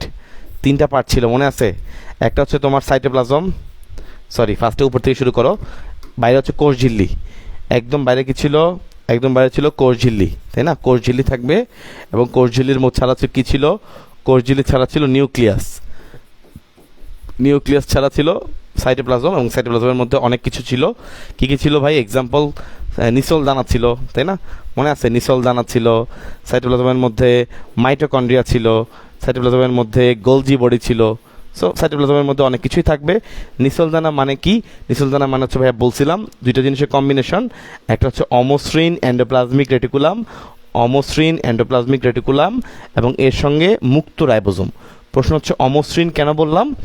যেই এন্ডোপ্লাজমিক রেটিকুলামের গায়ে যেই এন্ডোপ্লাজমিক রেটিকুলামের গায়ে রাইবোজোম থাকে ওটা একটু অমসৃণ হয়, ঘষা ঘষা লাগে, হাতের মধ্যে লাগে, তাই না? রাইবোজোমের দানা থাকার কারণে অমসৃণ হয়। যার মধ্যে রাইবোজোম থাকে না, লাগানো থাকে না, ওটা মসৃণ একদম স্মুথ। যার মধ্যে লাগানো থাকে একটু অমসৃণ হয়। তাহলে অমসৃণ এন্ডোপ্লাজমিক রেটিকুলামের সাথে মুক্ত রাইবোজোম, মুক্ত রাইবোজোম, এই কম্বিনেশনটাকে আমরা কি বলবো? এই কম্বিনেশনটাকে আমরা বলবো নিসল দানা। ঠিক আছে, ইনশাল্লাহ ডান। আর নিউরনের দুইটা পার্ট তো পড়াইছি, আলহামদুলিল্লাহ এতটুকু আমরা পারলে মোটামুটি এনাফ। নিউরনের আবরণ টাবরণ সবই পড়াইছি। এই যে তোমাদের বইয়ের ছবিটার দিকে তাকাও, বইয়ের ছবিটা আমি একবার ব্যাখ্যা করে দিই, খেয়াল করে দেখো। তোমরা সবাই অলরেডি সব কিছু দেখছো, দেখো এই যে ড্যানড্রাইট দেখছো, উপরে শাখা প্রশাখার মতো অংশকে ড্যানড্রাইট, এটা হচ্ছে কোষ, দেখো ভেরি গুড। কোষের মধ্যে অবশ্যই নিউক্লিয়াস আছে, ওকে। মাঝখানে কিছু দানা দেখতে পাচ্ছ, দানাগুলোর নাম কি? নিসল দানা, পড়াইছি। নিচের দিকে লম্বা করে নামছে, নাম কি? একজন, ওকে, একজন, ভেরি গুড। নেক্সট খেয়াল করে একজন লম্বা করে নামছে। এরপরে দেখো এই যে একটু পিঙ্কিশ কালার এখানে আছে, নাম কি? Myelin sheath. কি নাম? Myelin sheath, very good. এরপরে খেয়াল করো এই মায়েলিন সিথের উপরে বা এই যে উপরে যে আবরণটা, এই যে উপরে যে আবরণটা আছে, আমি লাল কালার দিয়ে দিলাম, এই আবরণটাকে কি বলে? নিউরিলেমা। লেমা শব্দের অর্থ আবরণী, নিউরনের আবরণী নিউরিলেমা। এবং মাঝখানের খালি জায়গা, এই যে খালি জায়গা, এই খালি জায়গাটাকে বলে র্যানভিয়ারের পর্ব। এখানে মায়েলিন সিথ থাকে না, এখানে মায়েলিন সিথ থাকে না, এটাকে বলে র্যানভিয়ারের পর্ব। মায়েলিন সিথ থাকে না, এখানে কি বলবো? র্যানভিয়ারের পর্ব। এবং এই র্যানভিয়ারের পর্বে এখানে নিউরিলেমার সাথে একজনের প্রত্যক্ষ সংস্পর্শ, এই যে দেখো টাচ হয়েছে, টাচ, প্রত্যক্ষ সংস্পর্শ ঘটে, ওকে। লাস্টে দেখো নিচের দিকে যে ছোটো ছোটো শাখা প্রশাখা বের হয়, এগুলোকে বলে ট্যালোডেন্ড্রিয়ন। ট্যালো মানে নিচের দিকে, টেইল, লেজের দিকে আছে। আর গোল্লাগুলা যেগুলো পাওয়া যায়, গোল্লাগুলোকে বলা হয় সিনেপটিক নব। সিনেপটিক নব হয়ে গেছে। লাস্টে একটা জিনিস একটু তোমরা সাথে আরেকটা অ্যাড করে নাও, সেটা হচ্ছে দেখো এখানে এই যে মায়েলিন সিথ, এর মধ্যে তুমি নিউক্লিয়াস দিয়ে দাও। আসলে এগুলো নিউক্লিয়াস দিয়ে দাও, কেন দিবা? কারণ আসলে এগুলোই আসলে মূলত সোয়ান কোষ। যাক, ওখানে আমি যাচ্ছি না। তো এই তোমাদের বই লেখা আছে তিনটা জিনিস মিলে সোয়ান কোষ। একটা হচ্ছে এটা, এই যে তোমার নিউরিলেমা, মায়েলিন সিথ আর নিউক্লিয়াস, এই তিনটা মিলে সোয়ান কোষকে আইডেন্টিফাই করছে। কোনো সমস্যা নেই, আমরা সোয়ান কোষ নিউরিলেমা তৈরি করে এটা পড়তে পারলে ইনশাল্লাহ এনাফ, আর তেমন কিছু লাগবে না। ঠিক আছে। আর আমি তো ছবিটা যেভাবে আঁকছি, তুমি যখন পরীক্ষা খাতা আঁকবা তখন ছবিটা আরও সুন্দর করে আঁকবা। সুন্দর করে আঁকার সিস্টেমটা আরও ইজি, তোমাদের বইয়ে যেহেতু একদম ইজি করে দিছে। সো এইটা দুইটা তো প্যাকেট আকারে দিবা, এই যে প্যাকেট আকারে, প্যাকেট এরকম প্যাকেট আকারে দিবা, তাহলে আরও ইজি হবে, আঁকতেও ইজি হবে, একদম বাচ্চা ইজি। ঠিক আছে। প্যাকেট বলতে পারো ভাই প্যাকেটটা কেন দিলেন? এই যে দেখো একজনটা লম্বালম্বি করে নিচের দিকে নামবে, হ্যাঁ, আর দুই পাশে একসাথে তুমি মাইলিন সিথ দেখাই ফেললা, মাঝখানে খালি জায়গাটাকে বলে র্যানভিয়ারের পর্ব। এটাই হচ্ছে সেই র্যানভিয়ারের পর্ব। এই হচ্ছে তোমার মাইলিন সিথ। একটা জায়গায় নিউক্লিয়াস দিলেই হয়, ঠিক আছে, এই একটা জায়গায় নিউক্লিয়াস দিলেই হবে, এই যে, ঠিক আছে। মোটামুটি তোমার ইনশাল্লাহ আঁকা হয়ে যাবে, কোনো ঝামেলা নাই। আর উপরে আবরণটাকে বলা হয় নিউরিলেমা, এটাকে বলে নিউরিলেমা, নিউরিলেমা, নিউরিলেমা। এবং একই সাথে মানে বলছি এটাকে বলে মায়েলিন সিথ, তাই না? মায়েলিন সিথ, মায়েলিন সিথ, এই যে, ঠিক আছে। তাহলে মোটামুটি ইনশাল্লাহ তোমার এটা আঁকা শেষ এবং বোঝা শেষ। আমার আশা করি তোমাকে কোনোদিন আর এটা বুঝাইতে হবে না, তোমার নিউরন আলহামদুলিল্লাহ শেষ, ওকে। এটা আবার আসছে কেন? আচ্ছা, আসতে সমস্যা নেই। খেয়াল করে দেখো, আমরা এখন বিভিন্ন ধরনের নিউরন দেখব।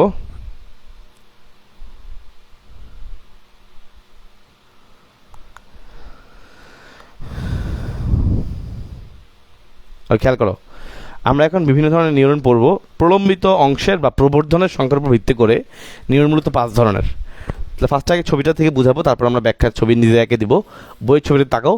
তাহলে প্রলম্বিত অংশের উপর ভিত্তি করে, এই যে প্রলম্বিত অংশ বুঝলাম কয়টা একজন থাকে, কয়টা ড্যান্ড্রন থাকে, এর উপর ভিত্তি করে এই একজন আসলে কয়টা আছে, একটা আছে নাকি নাই, ড্যান্ড্রন আসলে 2টা আছে নাকি নাই, এই যে এর উপর ভিত্তি করে আমরা মূলত 5 ভাগে ভাগ করতে পারি।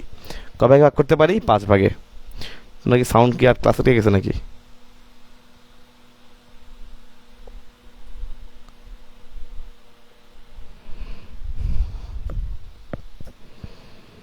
না, ওকে, বুঝতে পারছো ভাইয়া? 5 খণ্ডে বিভক্ত করতে হবে কোনো কথা নাই। খেয়াল করে দেখো 5 ধরনের প্রলম্বিত অংশের বা প্রবর্ধনের সংখ্যার উপর ভিত্তি করে নিউরন কয় ধরনের? 5 ধরনের। তাহলে প্রলম্বিত অংশ মানে তো বুঝো একজন ড্যান্ড্রন, এগুলোর উপর কাউন্ট করে আমরা নিউরনকে ভাগ করছি। ফার্স্ট আমরা ছবিটা দিয়ে তাকাবো, দেখো ছবিটা দিয়ে তাকাও, তাহলে বুঝবা, ছবি ভালো করে তাকাও, তাহলে কাজ শেষ। ভাই দেখো ইউনিপোলার, ইউনিপোলার ছবিটা দেখছো? আসো আমরা বলি, ইউনি মানে হচ্ছে একটা, পোল মানে মেরু, তার মানে একটা মেরু থাকে। ছবিটা কেমন হবে? ধরো এখানে একটা কোষ দেওয়া আছে, আর এখানে লম্বা নিচের দিকে একটা দিকে আছে একজন, এই যে তাহলে এটা কি এক মেরু না? একটা মাত্র প্রান্ত, একটাই খালি একজন ড্যান্ডন। খেয়াল করে দেখো ছবিটা দিকে তাকাও, ওই যে দেখো ইউনিপোলার, এই যে একটা খালি মেরু, একটা প্রান্ত, আর নিচের দিকে নামছে একজন। নিচের দিকে ড্যান্ডন থাকতে পারে, একজনের পার্ট থাকতে পারে, বাট নিচের দিকে নামছে, এটাকে বলবো ইউনিপোলার, একটাই মেরু। তাহলে খেয়াল করো বাইপোলার কোনটা? বাই মানে কি দুইটা না? এই যে দেখো কোষ দেহটা মাঝখানে, এই যে এই পাশেও একজন, নিচের দিকেও একজন, দেখছো? এটাকে বলে বাইপোলার। তাহলে বাই মানে হচ্ছে দুইটা। তাহলে কোষ দেওয়া যদি ঠিক মাঝখানে হয়, তাহলে উপরের দিকে একটা, নিচের দিকে একটা, কয়টা হইলো? দুইটা হইলো, দুই প্রান্ত হইলো, উপরে এক প্রান্ত, নিচে এক প্রান্ত, দুই প্রান্ত। Very good. এবার দেখো সিউডো ইউনিপোলার। সিউডো মানে ছদ্ম। সিউডো মানে কি? ছদ্ম। তার মানে এটা ছদ্ম হবে। শোনো, এই ছবিগুলো তোমার আঁকতে হবে না পরীক্ষায়, এটা তোমার বোঝার জন্য জাস্ট। এটা তোমার সিকিউতে আসবে না, এটা এমসিকিউতে আসবে। এমসিকিউতে বোঝার জন্য বুঝাচ্ছি, টেকনিক আমি দেখাই দিব এখনই। উদাহরণগুলো কীভাবে মনে রাখতে হবে, প্রত্যেকটা উদাহরণ আছে, এই উদাহরণগুলো কীভাবে মনে রাখতে হবে টেকনিক আমি এখন দেখাই দিব, ঠিক আছে? প্যারা নেই। এবার আসলে সিওডো ইউনিপোলার। সিওডো মানে ছদ্ম। ছদ্ম, ছদ্ম। খেয়াল করে দেখো, এই যে এটা দেখো এমন একটা পজিশনে সেটা আছে, না মাঝখানে না একদম আলাদা, এটা সাইডে গিয়ে এমনভাবে অবস্থান করতেছে মনে হবে যেন তোমার দুইটা মাথা। আসলে দুইটা মাথা না, একটাই। এই যে এটা পুরোটা কিন্তু একটাই, এটা পুরোটা কিন্তু একটাই, কিন্তু সে এমনভাবে অবস্থান করতেছে, এটা একটু ছদ্ম ভাব আছে। ওই যে এটার মতো না, এটার মতো না, একটু অন্যরকম ছদ্ম। সিওডো মানে ভুয়া, ভণ্ড, একটু ভণ্ডামি করতেছে, কেমনভাবে অবস্থান করছে যেন মনে হবে দুইটা, আসলে দুইটা না, পুরোটা একটা। তাহলে সিওডো ইউনিপোলার, ছদ্ম, একমুখী, এক পোলার। মাল্টিপোলার। মাল্টিপোলার দেখো, এই যে একটা কোষ দেওয়া থেকে আমরা নর্মালি এতক্ষণ আমরা যে ছবিটা আঁকছি, আমরা যে ছবিটা প্র্যাকটিস করছি নিউরন আঁকতে গিয়ে, এটা মাল্টিপোলার। খেয়াল করে দেখো, এই যে দেখো একটা থেকে চারপাশে কতগুলো বেরিয়েছে, একটা থেকে দেখছো চারপাশে কতগুলো, এই যে এনে এক মাথা, এনে একটা, এনে একটা, এনে একটা, এনে একটা, এনে একটা, এনে একটা। তাহলে একজন ড্যান্ড্রন কিন্তু অনেক, একজন ড্যান্ড্রাইট, এগুলো কিন্তু অনেকগুলো বেরিয়েছে। সো অনেকগুলো যখন বের হবে আমরা এটাকে বলবো মাল্টিপোলার। মাল্টি মানে অনেকগুলা, ঠিক আছে? কিন্তু এমন না যে এখান থেকে যেরকম একটা বেরিয়েছিল ড্যান্ড্রাইট, এটা না, একটা বেরিয়েছিল এরকম না, অনেকগুলো বেরিয়েছে একসাথে, এটাকে বলবো মাল্টিপোলার। আর যেটার এ পোলার, এ মানে নাই, এটা কোনো দেখো কোনো কোষ দেহ ছাড়া এর কোনো প্রলম্বিত অংশই নাই, তাকে আমি বলবো এ পোলার। কোনো প্রলম্বিত অংশই নাই, তাকে আমরা বলবো অ্যাপোলার। ছবি দেখে বুঝতে পারছি? তাহলে আমরা এখন মনে রাখার টেকনিক শিখবো, খুবই ইম্পর্টেন্ট আমাদের এটা। এগুলো পরীক্ষায় আসে যে কোনটার উদাহরণ কি, আমাদের এখান থেকে মূলত পরীক্ষায় উদাহরণ আসে। আমাদের এখান থেকে মূলত পরীক্ষায় আসে উদাহরণ এমসিকিউতে, পরীক্ষায় উদাহরণ আসে বেসিক্যালি এমসিকিউ পার্টে। সো এই বিষয়ে আমি গেছি দুই জায়গাতেই। তোমরা খেয়াল করো ইউনিপোলারের উদাহরণগুলো খেয়াল করো ভাই। ইউনিপোলার, ইউনি মানে একটা, রাইট, ওয়ান, সিঙ্গেল। তাহলে খেয়াল করো ইউনিপোলার কখন হবে? যখন তোমার ইউনিক মানে সিঙ্গেল।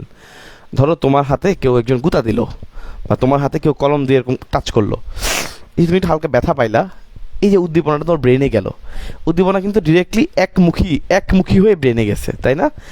এটা কি এমন যে হাতে ব্যথা দিছে সাথে সাথে তোমার পায়েও একটু ব্যথা পাইছো? না, এটা হয় নাই।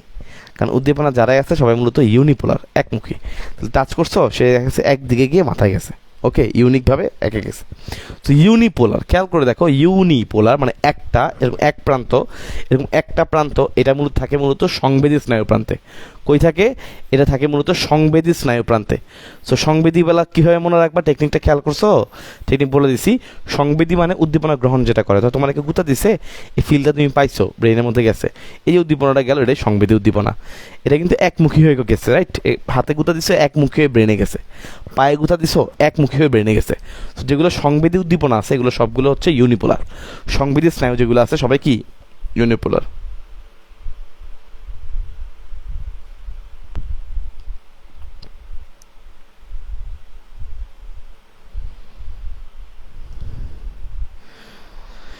বুঝা গেছে ভাইয়া? সংবেদী হচ্ছে ইউনিপোলার, ক্লিয়ার?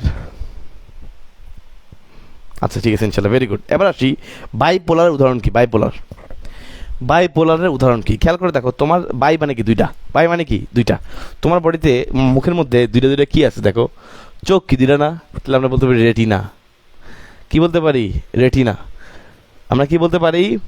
রেটিনা, কারণ আমরা জানি চোখ দুইটা। খেয়াল করে দেখো রেটিনা, তাহলে রেটিনা কয়টা? দুইটা। তাহলে বাইপোলার মানে কি? দুই না? তাহলে দুই হবে রেটিনা, ভেরি গুড। কান কয়টা আমাদের? দুইটা। তাহলে কানের মধ্যে থাকে ককলিয়া। ককলিয়া কয়টা হবে? দুইটা হবে, রাইট? ডান কানে একটা, বাম কানে একটা, তাহলে ককলিয়াও দুইটা। তাহলে রেটিনা দুইটা, ককলিয়া দুইটা। যেগুলো আসলে দুইটা দুইটা করে আছে এগুলো মনে রাখবো বাইপোলার দিয়ে। বাই মানে দুইটা। তাহলে চোখের চোখ দুইটা আছে, রেটিনা দুইটা, ককলিয়া কান দুইটা আছে, ককলিয়া দুইটা। নেক্সট খেয়াল করে দেখো, রেটিনা, ককলিয়া। আরেকটা হচ্ছে নাক। নাকের ছিদ্র কয়টা? তুমি মনে রাখবো ভাই নাকের ছিদ্র দুইটা, তাই না? নাকের ছিদ্র কয়টা? নাকের ছিদ্র দুইটা, এই একটা ছিদ্র একটা ছিদ্র, নাকের ছিদ্র দুইটা, তো নাক আমরা মনে রাখবো বাইপোলার দিয়ে, বাই। ওকে, তাহলে এই তিনটা হচ্ছে আমাদের বাইপোলার উদাহরণ। বাইপোলার উদাহরণ পারবো? চোখ নাক কান। সহজ ভাষায় বললে বাইপোলার উদাহরণ কি? চোখ নাক কান। আচ্ছা, এবার আসি সিওডো, ছদ্ম, ভণ্ড।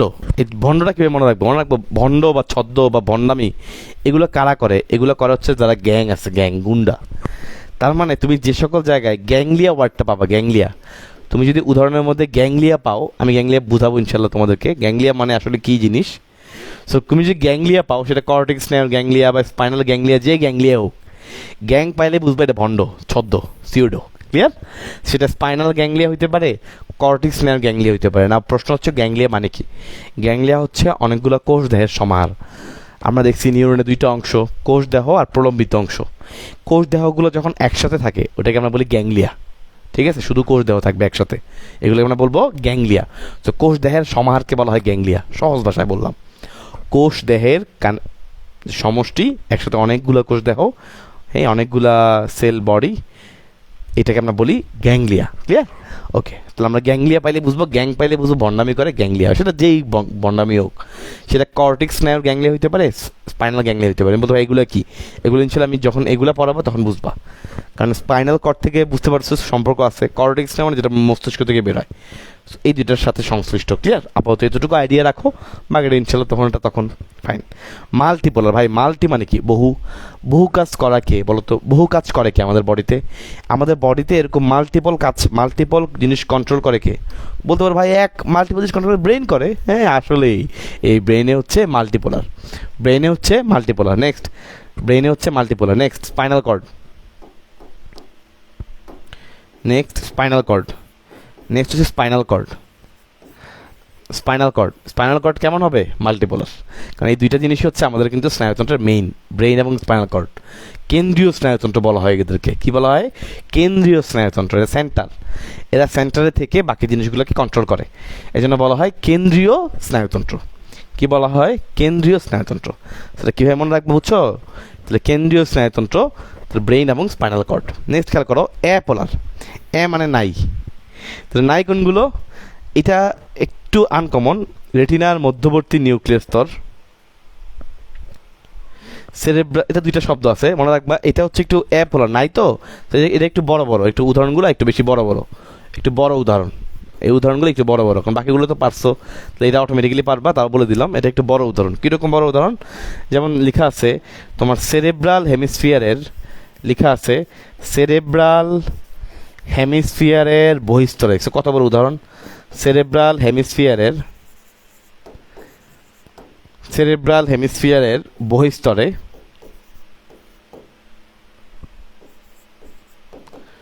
বহিস্তরে আরেকটা হচ্ছে চোখের রেটিনার মধ্যবর্তী নিউক্লিয়াস স্তরে, চোখের রেটিনার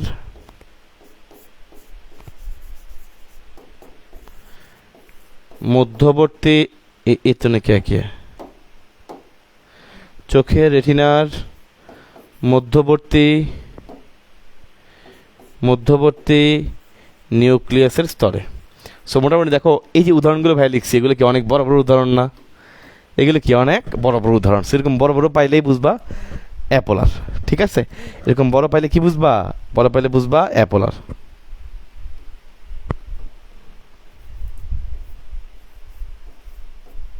এই যে ঠিক আছে, তো এরকম বড় বড় পাইলে বুঝবে অ্যাপোলার। একটা বলছে সেরেব্রাল হেমিস্ফিয়ারের বহিস্তরে, আর এটা কি বললাম? চোখের রেটিনার মধ্যবর্তী নিউক্লিয়ার স্তরে। এই দুটো হচ্ছে আমাদের, এই নিচেটা অ্যাপোলার। তাহলে তুমি অটোমেটিক্যালি এখন সবগুলো উদাহরণ মুখস্থ পারতেছো। তাহলে খেয়াল করে দেখো, ইউনিপোলার মানে মানে একটা সংবেদী উদ্দীপনার কথা মনে রাখবা, সংবেদী স্নায়ু। বাইপোলার মানে দুইটা, সব ডাবল, চোখ, নাক, কান। নাকের ছিদ্র দুইটা, এটা মনে রাখতে পারো। চোখের কি? রেটিনা। কানের কি? ককলিয়া। নাকের দুটা ছিদ্র। এরপরে সিওডো ইউনিপোলার। সিওডো মানে ভণ্ড, ছদ্ম পাবো কখন? নামের মধ্যে গ্যাং পাবো, গ্যাং পাইলে বুঝবো ছদ্ম, গ্যাংলিয়া। সেটা যেই গ্যাংলিয়া হোক, সেটা কর্টেক্স স্নায়ুর গ্যাংলিয়া হোক, সেটা স্পাইনাল গ্যাংলিয়া হোক। গ্যাংলিয়া মানে কি? অনেকগুলো কার সমাহার? কোষ দেহের সমাহার। ওকে। মাল্টি মানে অনেক, বহু। তাহলে আমাদের বহু কাজ করে, বহু জিনিস কন্ট্রোল করে আমাদের ব্রেইন, আমাদের কেন্দ্রীয় স্নায়ুতন্ত্র। কি আছে? ব্রেইন এবং স্পাইনাল কর্ড। কি আছে? ব্রেইন এবং spinal cord. Very good. Next apolar. নাই কোথায়? নাই এগুলি বড় বড় উদাহরণ, এই যে বড় বড় উদাহরণ, সেরেব্রাল হেমিস্ফিয়ারের বহিস্তরে, চোখের রেটিনার মধ্যবর্তী নিউক্লিয়াস, এগুলো বড় বড় যে উদাহরণগুলো পাবা এগুলো হচ্ছে অ্যাপোলার। সবাই ভাইকে বলেন তো, সবাই ক্লিয়ার কিনা? সবাই ভাইকে বলো সবাই ক্লিয়ার কিনা?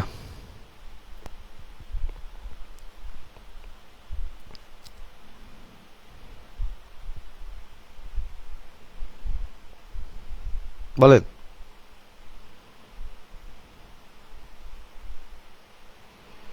সবাই ক্লিয়ার কিনা বলেন।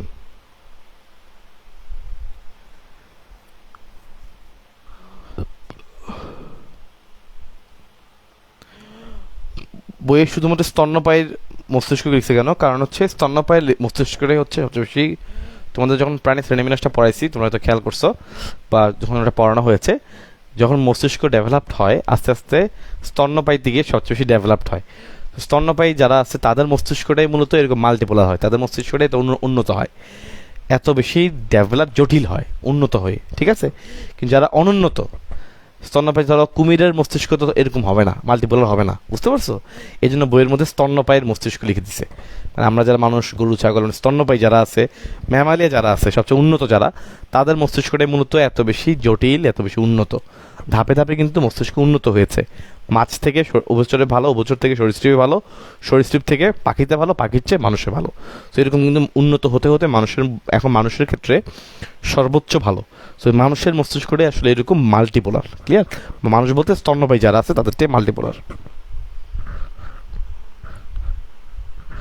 ক্লাস স্টার্ট হয়েছে কোন সময়? আবির মিয়া জিজ্ঞাসা করছে। আবির মিয়া, ক্লাসের সময় কোনটা তুমি মনে বলো? ক্লাসের সময় কখন আবির মিয়া? না পারলে হবে। চলো ইনশাল্লাহ আমরা একটু সামনের দিকে যাই। আমরা ছবিগুলো বুঝতে পারছি সবাই, খুবই সিম্পল তাই না? ইউনিপোলার এক মাথা, বাইপোলার দুই মাথায়, যে উপরে একটা নিচে একটা, দুই মাথা, খুবই ইজি। দুই মাথায় দুই মাথা, উপরে একটা নিচে একটা। সিওটা মানে ছদ্ম, দেখলে মনে হবে যেন দুই মাথা, আসলে দুই মাথা না, আসলে কিন্তু পুরোটা মিলে একটা, পুরোটা মিলে একটা। মাল্টিপোলার যে একটা, দুইটা, তিনটা, চারটা, পাঁচটা, ছয়টা, সাতটা, অনেকগুলো মাথা, মাল্টিপোলার। কোনো মাথাই নাই অ্যাপোলার, ঠিক আছে? কোনো একজনের নাই অ্যাপোলার। ওকে, চলো আমরা সামনের দিকে যাই। তো নিউরন মূলত তিন ধরনের, কাজের প্রকৃতি অনুযায়ী নিউরন হচ্ছে তিন ধরনের। কয় ধরনের? তিন ধরনের, খুবই ইম্পর্টেন্ট। সংবেদী, সংবেদী বা সংজ্ঞাবহ, বা ইংলিশ হচ্ছে সেন্সরি। সেন্সরি মানে যারা উদ্দীপনা গ্রহণ করে। সহজ কথা, যারা গ্রাহক অঙ্গ থেকে, গ্রাহক বলা হয় না, আমাদের বইয়ের ভাষাটা একটু দেখি। আচ্ছা, এটা হচ্ছে সংবেদী মানে উদ্দীপনা, সেন্সরি মানে সেন্স গ্রহণ করে, সেন্স ফিল করে, সেন্সটা যে গুতা দিছে ওকে। তাহলে এরা বিভিন্ন অঙ্গ থেকে, খেয়াল করো ভাই, এরা বিভিন্ন অঙ্গ থেকে উদ্দীপনা গ্রহণ করে কোথায় নিয়ে যায়? মস্তিষ্কে নিয়ে যায়। বিভিন্ন অঙ্গ থেকে উদ্দীপনা গ্রহণ করে কোথায় নিয়ে যায়? মস্তিষ্কে, থেকে বলা হয় সেন্সরি। তাহলে বিভিন্ন অঙ্গ থেকে উদ্দীপনাকে সেন্স করে, ফিল করে, করে কোথায় নিয়ে যায়? মস্তিষ্কে নিয়ে যায়। এদিকে আমরা বলবো সংবেদী বা সংজ্ঞাবহ, মানে উদ্দীপনা গ্রহণকারী বা সেন্সরি, সেন্স করতে পারে। গুতা দিছো, এই সিগন্যালটা ব্রেনে যাচ্ছে কার মাধ্যমে? সংবেদী স্নায়ুর মাধ্যমে, ক্লিয়ার? নেক্সট, চেষ্টীয় বা আজ্ঞাবহ বা মোটর মানে এই যে সিগন্যালটা ব্রেনে গেল, ব্রেন কি করবে এখন? ব্রেন বা মস্তিষ্ক এই সিগন্যালটাকে রিসিভ করার পরে সে একটা নির্দিষ্ট সিগন্যাল পাঠাবে ওই নির্দিষ্ট অঙ্গে। মস্তিষ্ক আবার সেই নির্দিষ্ট অঙ্গে আরেকটা উদ্দীপনা পাঠাবে, সেটাকে বলা হয় মোটর। কীরকম ভাই? ধরো তোমার হাতে আর মশা কামড় দিছে, ঠিক আছে? বা তোমার হাতে কেউ একজন গুঁতা দিছে মনে করো। তাহলে গুঁতা দেওয়ার পরে এখন ফার্স্ট উদ্দীপনা টের পাইলা, শুধু তুমি কি তাকায় থাকো এরকম করে, নাকি তুমি দেখো বা অটোমেটিক্যালি আরেকটা হাত দিয়ে ওই জায়গাটা একটু চাপাচাপি করি না আমরা, একটু ব্যথা লাগছে এরকম করি না? এই যে এই হাতটাকে তাহলে সিগন্যালটা কে দিল? ব্রেন দিল। এবং এই হাতের কাছে সিগন্যালটা ব্রেন কিসের মাধ্যমে পাঠাইছে? Motor neuron, clear? আবার ধরো তোমাকে গুঁতা দিছে, তুমি দেখবা হাতটা সরাই ফেলছো, এই যে সরাই ফেললা ভাইয়া, খেয়াল করো, সরাই ফেললা, তোমাকে হাতটা সরাইছো কীভাবে? ব্রেন থেকে সিগন্যাল আসছে বলেই তো হাতটা সরাইছো। ব্রেন বা স্পাইনাল কর্ড, যে কোনো এক জায়গা থেকে, মানে সেন্ট্রাল, সহজ কথা কেন্দ্রীয় স্নায়ুতন্ত্র থেকে সিগন্যাল আসছে বলেই তো সরাইছো। এই যে সিগন্যাল আসছে, তুমি এটা রেসপন্স দিচ্ছ, এটা হচ্ছে মোটর নিউরন। তাহলে উদ্দীপনাটাকে যে সেন্স করা, রিসিভ করাটাই হচ্ছে সেন্সরি নিউরনের কাজ। সে ব্রেনে বা স্পাইনাল কর্ডে বা মস্তিষ্কে বা কেন্দ্রীয় স্নায়ুতন্ত্রে নিয়ে যাবে। আর ওইটার পরে যে রেসপন্স দেখাই আমরা যে একটা অ্যাকশন শো করি বা রেসপন্স দেখাই, ওইটাই হচ্ছে মোটর নিউরনের মাধ্যমে হয়, ঠিক আছে? মস্তিষ্ক থেকে নির্দিষ্ট অঙ্গে চলে যাবে, তারপর সেই নির্দিষ্ট অঙ্গ হইতে পারে একসাথে দুই হাতে গেছে, এই হাত ছড়াই ফেলছো আরেক হাত দিয়ে ধরে ফেলছো, ডাবল অ্যাকশন হইতেই পারে, ঠিক আছে? আর অনেকে আছে যারা মিশ্র বা সমন্বয়ক, যারা আসলে অ্যাডজাস্টার, ওরা আসলে তোমার দুই ধরনের কাজই করে, সংবেদী কাজও করে, আবার একই নিউরনেই মিশ্র কাজই করে। ওদের দুই ধরনের ফাইবার থাকে, দুই ধরনের তন্তু থাকে, এটা অনেক হাই লেভেলে পড়া। তারপরে তোমরা জেনে রাখো নর্মালি দুই ধরনের কাজ করলেই সেটা মিশ্র, যে সংবেদী কাজও করে, আবার মোটর কাজও করে, তথ্য গ্রহণও করে, তথ্য পাঠায়ও, দুইটা কাজই করে, ঠিক আছে? এটাকে আমরা বলবো মিশ্র। তো বেসিক্যালি মেডিকেল সায়েন্সে গিয়ে তোমরা পড়বা একটা নিউরনের অনেকগুলো ফাইবার আছে, অনেকগুলো তন্তু আছে, এই তন্তুগুলোর উপর আসলে ডিপেন্ড করে সে কোন ধরনের কাজ করবে। সো যখন তার মধ্যে ডাবল টাইপের ফাইবার থাকে, হ্যাঁ, কিছু ফাইবার রিসিভ করে, কিছু ফাইবার দিয়ে সিগন্যাল সে পাঠায়, আমরা তখন এদেরকে বলবো মিশ্র। ওকে, আরও বেশি ব্যতিক্রমও আছে, বাট নর্মাল কন্ডিশনে এটা আমরা বেসিক থিংসে দেখতে পাই। ভাইয়া বলো তো এতটুকু ক্লিয়ার কিনা?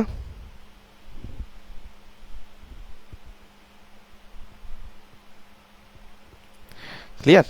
সো এতটুকু যদি ক্লিয়ার থাকে ইনশাল্লাহ ভাইয়া ক্লাসটা তো শেষ করবো। আজকের ক্লাস খুব বেশি বড় হবে না, আজকের ক্লাস ইনশাল্লাহ এতটুকুই হবে, এবং ইনশাল্লাহ নেক্সট ক্লাসে হচ্ছে আমরা বাকিটা ইনশাল্লাহ পড়বো। সবাইকে আজকের প্রথম লেকচারে যারা যারা প্রেজেন্ট আছো সবাইকে ধন্যবাদ। যারা যারা প্রেজেন্ট থাকতে পারো নাই, আমি রিকোয়েস্ট করবো সবাই এরপরের ক্লাসগুলো অবশ্যই লাইভে থেকে করো, তাহলে অন্তপক্ষে তোমার বেশ ভালো শেখা হবে, এবং ইনশাল্লাহ তুমি এই বিশাল একটা কঠিন অধ্যায় তুমি বেশ ভালো করে শিখতে পারবা, এবং এই অধ্যায়ে তুমি বস হয়ে যাবা খুবই অল্প সময়ের মধ্যে। সেই অধ্যায় কেউ মিস করো না, ঠিক আছে ভাইয়া? এবং আমার প্রিয় আপুরা, প্রিয় ভাইয়ারা, সবাইকে আজকের ক্লাসের জন্য বিদায় জানাচ্ছি। সবাই ইনশাল্লাহ ভালো থাকো, সুস্থ থাকো, আল্লাহ হাফেজ।